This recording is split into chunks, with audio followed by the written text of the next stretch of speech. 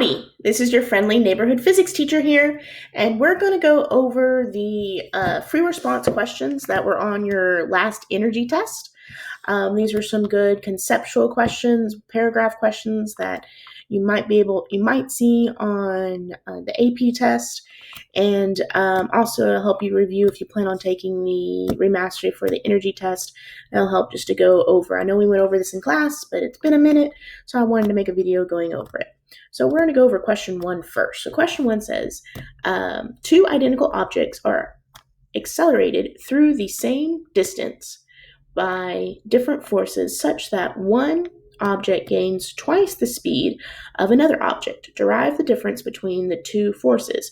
And then since it is a test, I gave you a hint about the work-energy theorem. So first, let's kind of draw out what's going on here so we can kind of visualize it. So we have one object,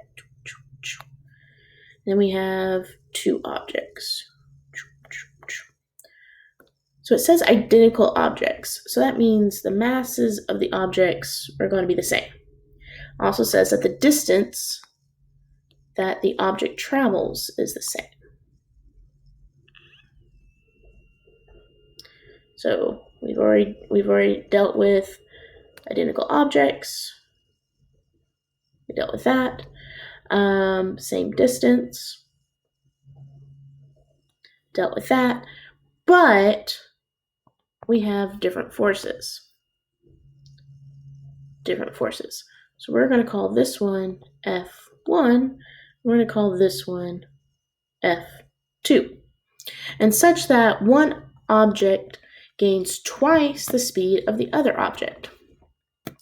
So we have a completely different, it's another good color to use. Let's use that one. So, and then one object gains twice the speed of the other. So we're going to say that this is our final velocity is v. This is final velocity is v, or 2v. Let's try that again. 2v, because it says twice the speed. Now, I want you to derive the difference between these equations. So the first thing is we got to know our base equations. So our base equation is, because I gave you a hint, that your work-energy theorem. So hopefully you see that force and velocity.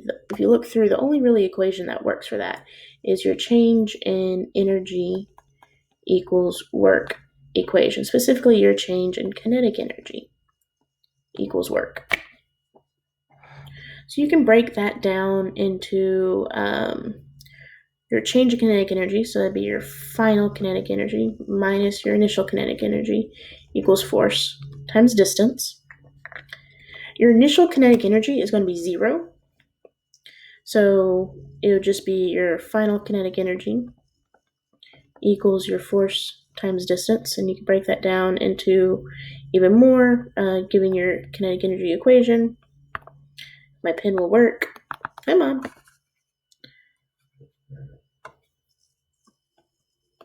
So, whoops, I didn't mean to write K, I was just trying to get it to work. So 1/2 mv squared equals force times distance. And now we can break it down into this, our first part and our second part.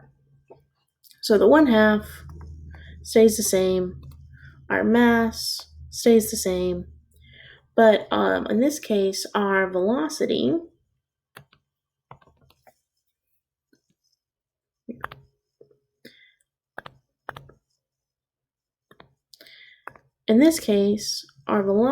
is just normal velocity squared equals, this is force 1 times our distance. And we can do the same thing for this one. So it'd be 1/2, mass stays the same, but again, this is 2v. Whoops, wrong color. Should be the purple. This is 2v. Now, you have to remember that that squared goes to both of them. And then this is our force 2. And then our distance stays the same. You're trying to compare the two. So let's focus on this one over here. basically we just need to get d by itself. So we're going to divide both sides not d by itself, we're trying to get force by itself. So we need to divide both sides by d because it's being multiplied. The opposite of multiply is divide. And so we get m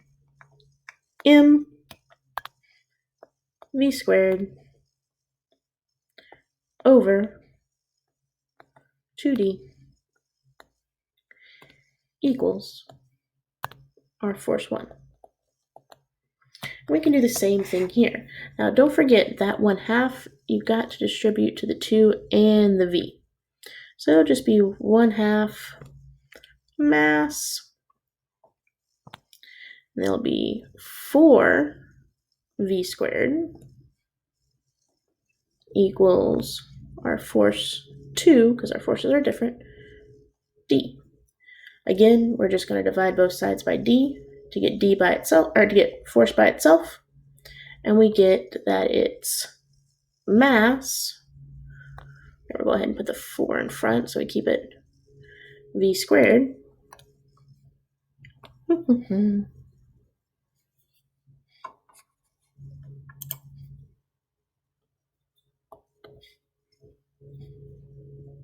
Come on.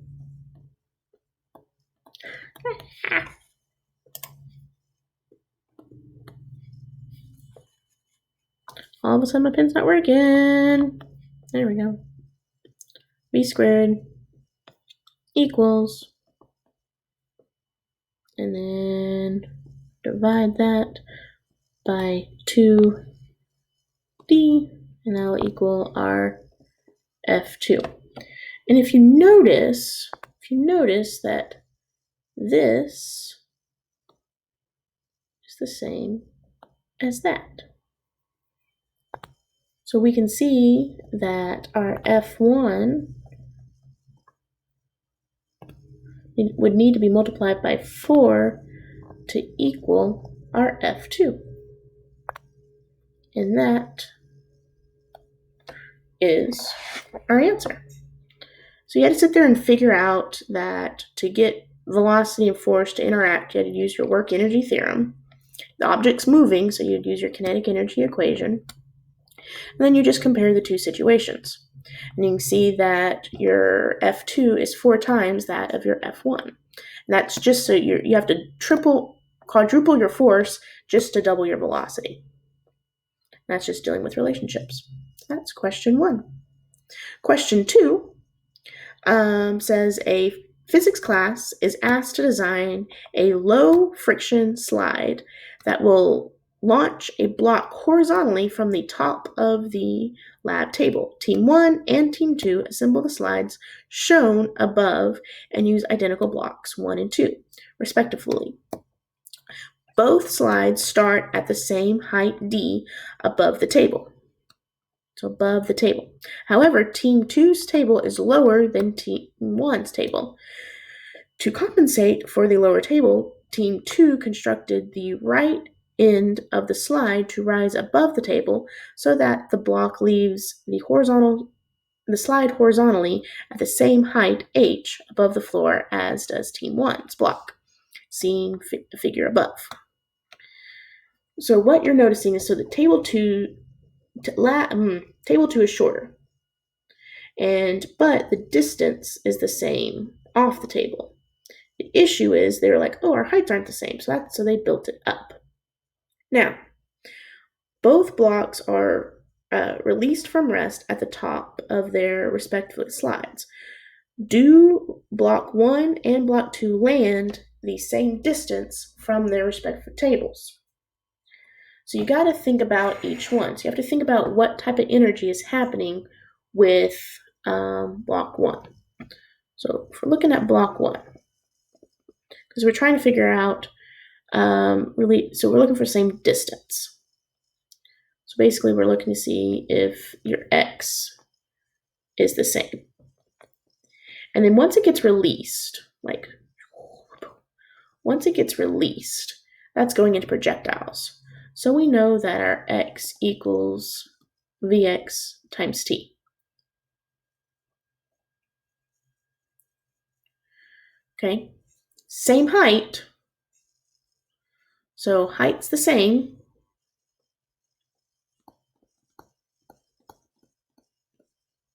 So therefore, same time. So if the height's the same, it's going to be the same time. So it's going to hit the ground at the same time. But what you need to check to see if they have different velocities.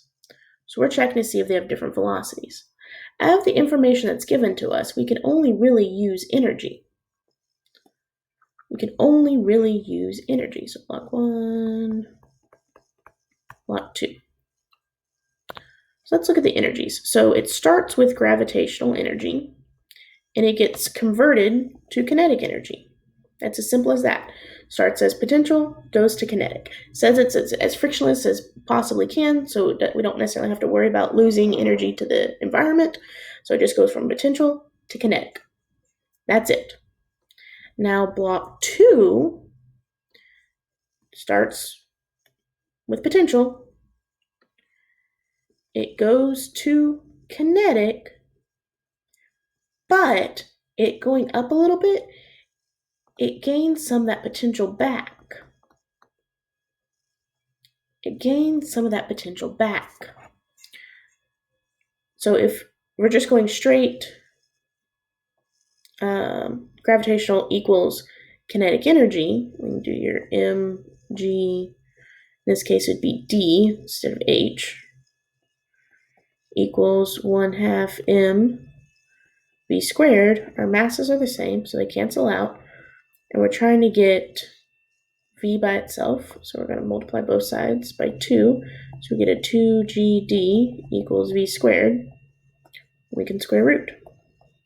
So we get that our v on this side is just 2gd.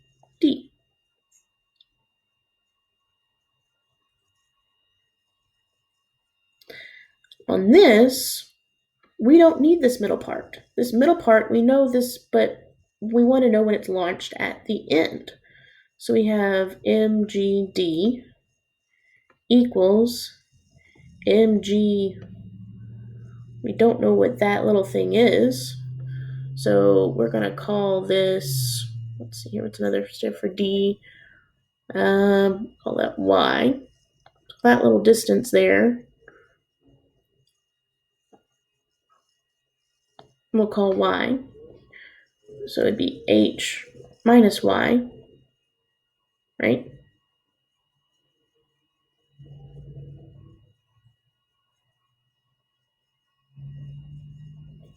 Nope, we just need y. Don't need h minus y. Don't know why I'm trying to make it complicated. Just y plus 1/2 m v squared. Again, the masses can cancel out. So you're left with gd equals gy plus 1/2 v squared. Need to bring this over. So we get g times d minus g times y equals 1/2 v squared. Again, you can multiply both sides by 2 v squared. Actually, you can pull the g out, so we can make it like 2g d minus y, then square root. So our velocity is going to be the square root of 2g d minus y. So instead of just d, multiplying it just by d, we're doing d minus y. So that's going to get us to a smaller number. So block 2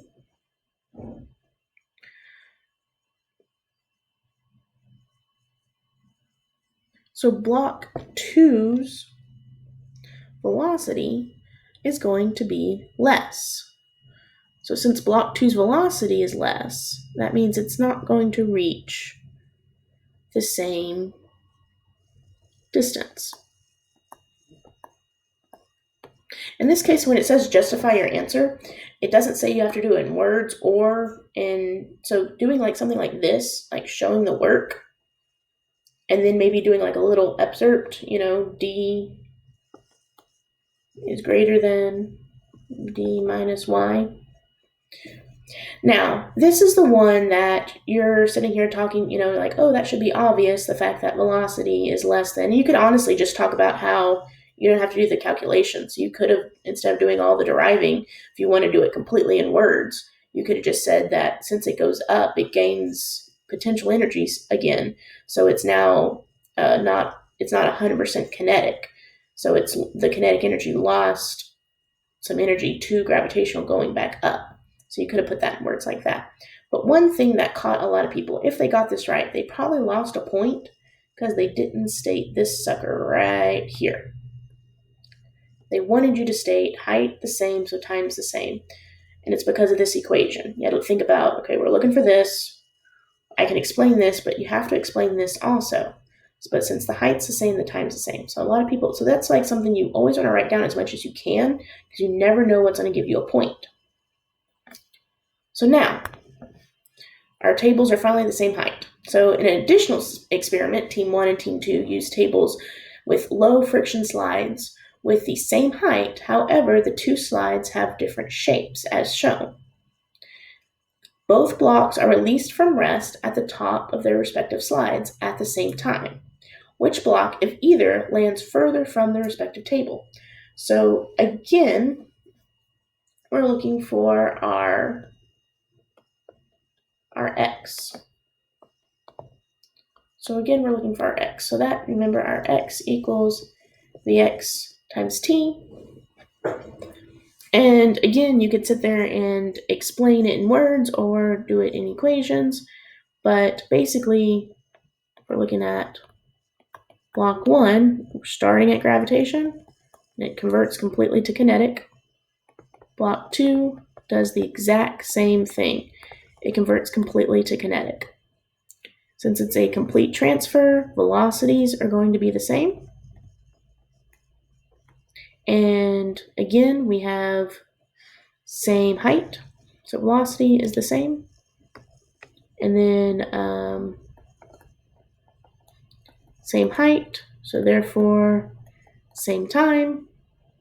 And if you want to prove that, like equation-wise, so if you remember your y equals y naught plus v naught y t plus 1/2 a y t squared. Remember that equation?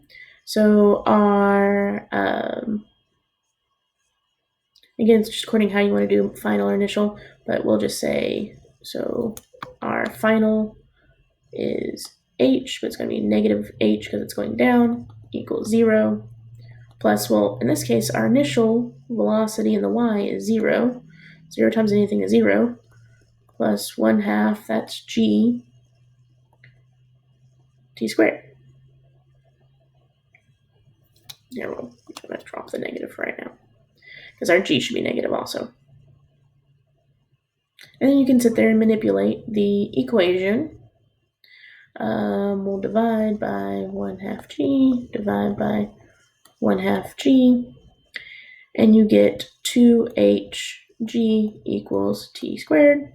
And you can square root, so you get t is the square root of 2hg. And if you did that for each one, it would end up being the same. So you can derive that also, proving that it's same height equals same time. And so velocity is going to be the same, time is going to be the same. So since that, then means your x has got to be the same. Let's land at the same distance from each other.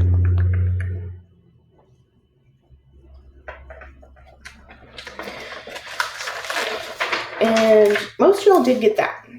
It was this one that caught you. So which block, if either, hits the ground first? Now, you're like, well, if it's the same distance, same time, same height, no. This is just saying that it's going to land at the same distance. It doesn't say it's going to land at the exact same time. Again, it's saying that it takes, when it does get off the table, it takes the same amount of time to land. What we're worried about is it actually going to launch off the table at the exact same time? So this can be the same, just hit at different times. We have to look at what's happening in our ramps to see if it's going to speed up or slow, which one's going to land first. This one's a little bit of like common sense. The steeper an object is, the faster it's going to go. This is steep during the whole entire time. So this is steeper. I can spell steep. So this one's steeper. This one actually takes a minute, like it kind of before it starts speeding up. So block one is actually going to, and it says without manipulating equations. This doesn't say without manipulating equations. Oh yeah. So I missed that part. I knew that when we were grading it, but I'm just trying to rework it. So briefly explain, and again, you talk about the steepness of the ramp. The steeper the ramp, the faster it is. Okay, so if you were to explain this so again, you would say that potential at the top equals your kinetic at the bottom.